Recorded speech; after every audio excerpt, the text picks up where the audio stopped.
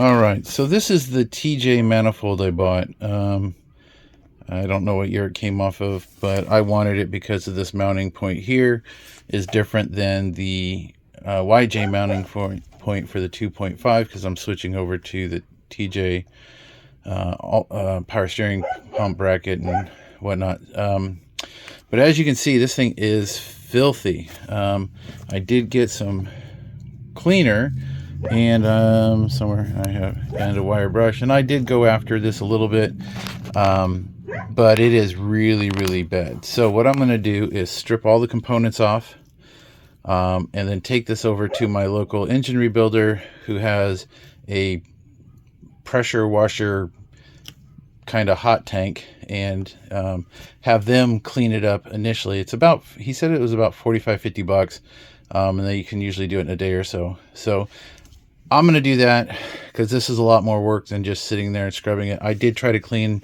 a portion of it right there, and that's about all I could get off with the brush. You can see everything's still a little wet. So we're going to go ahead and run that down to them. We're going to strip all the ports and everything, get everything cleaned up so that it just can go. And then when I get it back, I can go ahead and re-clean it, any nooks and crannies that didn't get cleaned out, and then get it ready to install. All right, well, let's get this stripped down so I can get it over to the engine remanufacturer place, and they're gonna hot tank it, clean it, because this thing is nasty. Yeah. All right, so let's pull this apart. Hopefully it doesn't take that long. All right, so I've been working on it for about 10 minutes. I got everything off but the sensor. I got the bolts out of the fuel rail. Now I gotta just get the fuel injectors to come out. Looks like they might come out like they're supposed to. We'll see, but everything else is out. I even got the ports off the back. But you can see it is pretty cruddy. The throttle body was pretty nasty. I mean, really nasty. I don't know if that's any good. It's probably just garbage. I wouldn't reuse it. They're cheap enough to replace. So I'm not sure what size this is, so I'm gonna see if I have a wrench in the house. If not, I'll have to go outside and grab one. I'm gonna go ahead and pull the fuel rail out now and see how easy that comes out. It should come out easy because it's been out of a car for a while, and so those gaskets should be dried. All right, with a bit of wiggling, I got it out. Oops. Yeah, those O-rings are shot. I don't know what's left in there, but yeah, those are pretty dirty. Yeah, I don't know if that's just garbage, but look, it's pretty shot. So yeah, only thing I gotta do now is get this sensor out, and then I can take this over and get it cleaned. Like I said, I tried cleaning it. You can see where I hit it with the brush. It's still pretty dirty. So I'm gonna let somebody else clean it up, and then I can just come in and tidy it up. And we'll call that good. So I need to find, my little toolbox here does not have a wrench that fits around that. I'm gonna say it's like a 5/8. So I'm gonna go ahead and go find something to get that off real quick, and then we'll do that. But man, that is just shit. There was water in there. So hopefully they'll be able to clean it up real good. My assistant, Rue, don't lick that. She has to help. All right, so I'm gonna need some channel locks. We're gonna go ahead and get that out of there. Okay, it came out. It's really dirty. I guess that's the airflow sensor. I don't really read too many manuals anymore because I've read them most of my life, so I pretty much just guess what the component is. but I think I was watching a Jeep video where they relocated this sensor closer to the airbox, or in the airbox, to help with the air fuel mixture, because I guess down here it's getting a false reading. At least that's what they were saying. So who knows? But yeah, I will probably buy a new one, because I don't know what the one that's on my Jeep looks like. But this came off of a TJ, which is definitely newer than my 92, and my 92 looks way cleaner. So yeah, this looks like this engine was pulled and just left out. Yeah, there's just so much crap down inside there. All right, so that is ready to go to the machine shop and get cleaned up. So yeah, and then I got this box of, I guess, spare junk in case I need parts when I change it over. But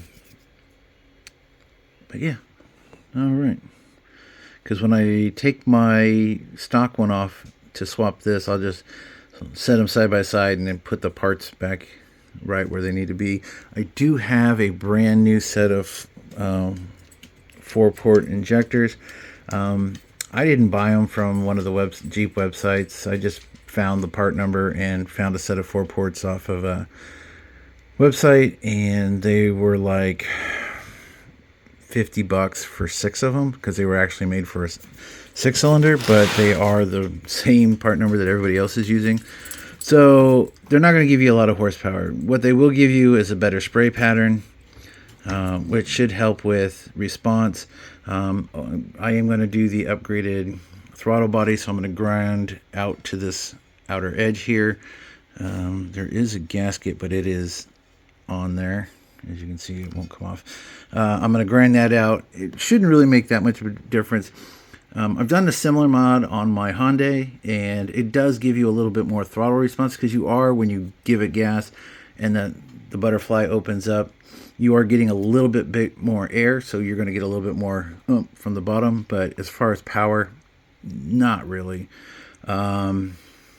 because the engine is preset with the fuel management system in the computer, so there's not a whole lot you can do. But a little bit more air, a little bit more fuel atomization. Hopefully it runs a little bit smoother, better. You know, there's not a whole lot of data on whether or not any of this stuff works. Nobody's actually, that I've been able to find, has taken the Jeep with stock down to a dyno, run it, swapped all this crap out, and then reran it to see if there was any improvement. So we're just going to say we're hoping. One thing I do want to do, and I can't get, there's a guy right now on Facebook Market that has a propane setup, but he doesn't want to ship it, and it's not worth me driving 4 hours each direction to go pick it up. And I even offered to pay for shipping, and he's like, no. So kind of weird. I don't know why he won't ship it, but I'd like to get propane. Probably do a propane spacer so that I can add more fuel when I need it, because I do plan on running a supercharger at some point, so I'll be able to add that. But the cool thing about propane, it is a gas, so no matter what angle the Jeep is at, it will always flow the same, unlike gasoline, where once you get off camber, you can start to starve. You can get air bubbles. So I've seen a lot of rock crawling rigs. They mostly are propane powered. They don't even run any gas, because they get, you know, really weird angles. So maybe add propane. It's kind of my thought. Everything I do, I want to have so that it's quick and easy to revert back to stock, so that it can go down for emissions, because in California they love to tell you that how terrible your car is. Now, I could get a certification for propane. I had an El Camino that had propane, and once you get a certification, you get a little sticker that puts on the front of the car. It says you're running propane, and then you're basically smog exempt. You just have to go in every year and show them that the tank is certified and all that crazy stuff. But it is an option, so I could do something like that too. But we'll see. I may not end up keeping the Jeep because I'm trying to save money to go on a 53-day cruise with my wife. Well, her health is in good enough shape. So anybody want to buy a Jeep, buy a Hyundai, buy a 944 race car, hit me up. All right, so thanks for watching. We're going to end this video here, and we'll pick it up with a new video once this comes back and it's cleaned and I start getting it ready to put into the Jeep. I'll make a whole separate video of swapping the parts and installing it.